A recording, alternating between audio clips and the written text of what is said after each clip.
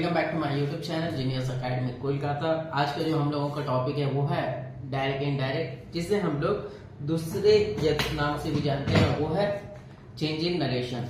आप जब एग्जाम देने जाएंगे तो आपके एग्जाम में दो तरह से आ सकता है, एक चेंज इनटू इनडायरेक्ट स्पीच और दूसरा चेंज इन नरेशन। तो इन चीजों में कंफ्यूज बिल्कुल मत होइएगा, जो अक्सर हो जाते हैं लोग बच्चे, क्योंकि दोनों ही सेम है, चेंज इन नरेशन और डायरेक्ट इनडायरेक्ट। तो पहला डाउट तो क्लियर हो गया आई होप। दूसरा जो सबसे बड़ा है वो आपका ये है कि डायरेक्ट और इनडायरेक्ट आपको समझने के लिए आपका टेंस पर पूरा कंट्रोल होना चाहिए।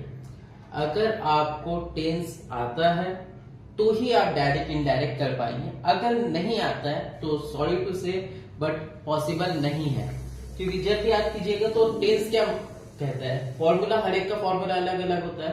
अब अगर आपको टेंस नहीं आएगा, टेंस का फॉर्मूला नहीं आएगा, तो आप किस तरह से पुट कीजिएगा। तो टेंस आपके लिए बहुत इंपॉर्टेंट है। टेंस को सिर्फ लिख कर अपने कॉपी में नहीं रखिए, बल्कि उसे याद भी करें और प्रैक्टिस करते रहे। एक ही लाइन है, practice makes the man perfect. जितना प्रैक्टिस करते जाइएगा उतना आपके लिए अच्छा है और कन्वर्सेशन भी आपका इनहांस होते रहे, कन्वर्सेशन स्किल। तो बहरहाल चलिए हम लोग डायरेक्ट इनडायरेक्ट जाते हैं। अगर आप लोगों ने मेरा टेंस का वीडियो नहीं देखा है तो टेंस का वीडियो भी ऑलरेडी अवेलेबल है, प्ले लिस्ट पे आप इंग्लिश ग्रामर में करेंगे तो ऑलरेडी पूरा आ जाएगा। तो आते हैं डायरेक्ट और इनडायरेक्ट पे। डायरेक्ट और इनडायरेक्ट हम लोग किस तरह से समझे, तो चलिए बताते हैं। जनरली हम लोग बात करने के लिए हम लोगों को दो लोगों की जरूरत होती है। एक हो गए हम, एक मेरे सामने कोई भी बंदा जिससे हम बात कर रहे हैं। अब हम उनसे बात कर रहे हैं डायरेक्ट, कुछ भी है कि आप कैसे हैं, वो हमको जवाब दिए हम अच्छे हैं, तुम कैसे हो, सिमिलर, ये हो गया मेरा डायरेक्ट। अब लेकिन हम क्या बोल रहे हैं कि हम उसे बोल रहे हैं लेकिन किसी और के बारे में, यानी कि कोई थर्ड पर्सन के बारे में, हम उसके बारे में इनसे बात कर रहे हैं कि भाई एक काम करना, उसको जाके बोल देना कि आज मैं ट्यूशन नहीं आ पाऊंगा क्योंकि मेरी तबीयत ठीक नहीं है, इस तरह से। तो यानी कि हम लोग बात किसी और के बारे में बोल रहे हैं, वही आपका इनडायरेक्ट स्पीच हो रहा है। दूसरे शब्दों में कहें तो मेरा जो बात है वो मैंने किसी को कहा, अब वही बात जाकर वो किसी तीसरे बंदे को कहेगा तो वही इनडायरेक्ट स्पीच होगा। तो बेसिकली क्या है, जब आपकी बात को कोई और किसी और तक पहुंचाए उसे ही हम लोग इनडायरेक्ट स्पीच कहते हैं। हम डायरेक्ट अगर किसी को बोल दिए सीधी सीधी बात करके तो वो हो गया डायरेक्ट स्पीच, लेकिन अगर मेरी बात को कोई और आप तक पहुंचा रहा है तो वो हो गया आपका इनडायरेक्ट स्पीच। तो इनडायरेक्ट स्पीच में दो चीजों की जरूरत होती है। पहले तो ये टेंस समझ लेते हैं, उसके बाद आप लोगों को यहां से यहां भी हम समझाएंगे। यहाँ पे हमने डायरेक्ट स्पीच का इनडायरेक्ट स्पीच पे कन्वर्ट किया है, तो हर एक का फॉर्मूला पुट होता है। जैसे कि सिंपल प्रेजेंट आपका सिंपल पास्ट में जाता है, प्रेजेंट कंटिन्यूअस पास्ट कंटिन्यूअस में आता है, प्रेजेंट परफेक्ट पास्ट परफेक्ट में आता है, present perfect continuous past perfect continuous में आता है, सिंपल पास्ट पास्ट परफेक्ट में आएगा, past continuous past perfect continuous में आएगा, पास्ट परफेक्ट सेम रहेगा पास्ट परफेक्ट पे, past perfect continuous past perfect continuous ये भी सेम रहेगा। थोड़ा सा आप लोगों को अभी लगता होगा कि ये तो बड़ा मुश्किल है इतना याद लर्न करना, तो बहुत ईजी तरीका है, समझाते हैं। देखिए हर एक को अगर हम लोग देखेंगे ना, सिंपल प्रेजेंट से वो पास्ट के तरफ, यानी एक स्टेप वो पीछे आया है। सिंपल प्रेजेंट था उसी का सिंपल पास्ट हो गया है, प्रेजेंट कंटिन्यूअस था उसी का पास्ट कंटिन्यूअस हो गया है, प्रेजेंट परफेक्ट था उसी का पास्ट परफेक्ट हो गया, यानी कि पीछे आया है। लेकिन ये ऑलरेडी पीछे है, पास्ट परफेक्ट ऑलरेडी पीछे है, इस वजह से ये चेंज नहीं हुआ, पास्ट परफेक्ट ही रहा। सिमिलर पास्ट परफेक्ट कंटिन्यूअस भी ऑलरेडी पीछे है, तो उससे ये पीछे और कुछ नहीं आता, तो वो अपने ही रहा, चेंज नहीं हुआ, पास्ट परफेक्ट कंटिन्यूअस। अब आ जाते हैं विल, यानी कि फ्यूचर में। तो आपको उसमें कुछ नहीं करना है, बस विल का वुड कर देना है, शैल का शुड कर देना है, इतने ही आप साथ चलेगा और कुछ नहीं। कैन रहेगा कुड, में रहेगा माइट।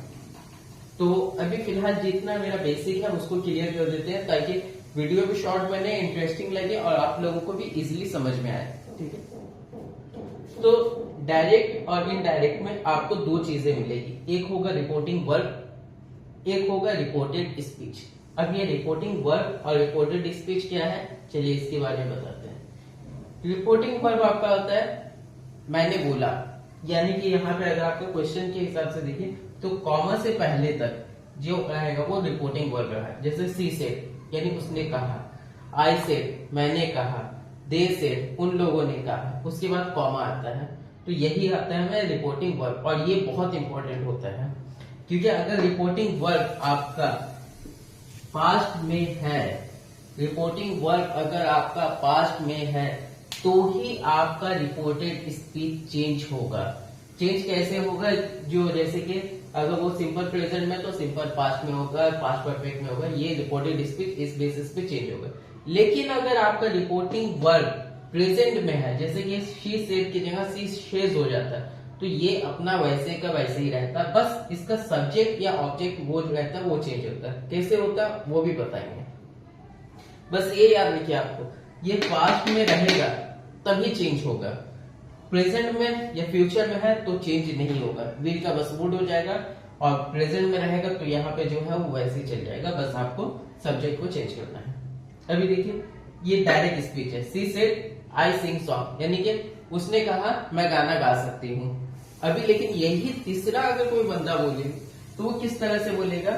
तो देखिए सी सेड, कॉमा हट गया, कॉमा हटाने के लिए हम लोग डैट का यूज करेंगे, उसके बाद इन्वर्टेड कॉमा। अब यहाँ देखिए ये आता है मेरा subject, I sing song, subject verb object. अब ये आई है फर्स्ट पर्सन, हमेशा पता है ना आप लोगों को, आई फर्स्ट पर्सन होता है, यू सेकेंड पर्सन होता है, और ही शी दे ये मेरा थर्ड पर्सन होता है, और आई के साथ वी भी मेरा फर्स्ट पर्सन होता है। ठीक है, अब ये आई है तो आई को आपको यहां का सब्जेक्ट से चेंज करना है, तो क्या हो जाएगा? सी। सिंपल प्रेजेंट में, सिंपल प्रेजेंट में है तो किस में चेंज होगा? सिंपल पास्ट में।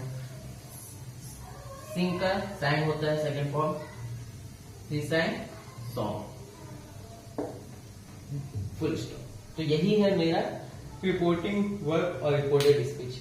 अब किसको किससे चेंज करना है चलिए बताते हैं। फर्स्ट पर्सन जो रहेगा वो आपका ये सब्जेक्ट से चेंज होगा। सेकेंड पर्सन रहेगा यानी कि मान लीजिए कि यहाँ पे आई के जगह यू होता है,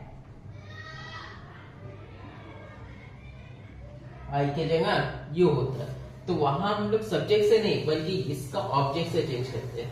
लेकिन इसका ऑब्जेक्ट में तो कुछ नहीं है, सिर्फ क्या है ये कॉमा है। लेकिन अगर थोड़ा सा हम लोग लॉजिक लगाएंगे तो हम लोगों को ये पता चला कि उसने बोला और मैं उसकी बात को किसी और तक पहुंचा रहा हूं, तो जाहिर बात है उसने किसे कहा है? मुझे ही कहा है। यहाँ पे यू छुपा हुआ है, ठीक है, तो सी सेड मी हो जाएगा, यानी कि उसने मुझे बोला, सी सेड मी। तो अगर इसी को हम लोग बोलेंगे तो किस तरह से हो जाएगा? She said me dad. अब यहाँ पे यू है तो हम लोग ऑब्जेक्ट से चेंज करेंगे। मी का क्या हो जाएगा? आई, सेम है, सिंपल प्रेजेंट है तो सिंपल बात, I said I सैंग song, verb का सेकेंड फॉर्म यही। लेकिन अगर थर्ड पर्सन होता है यहाँ पे, यानी कि अगर यू की जगह शी होता तो शी ही लिख के हम लोग चलते, तो वहां पे कोई और चेंजेस नहीं आते। यही है आपका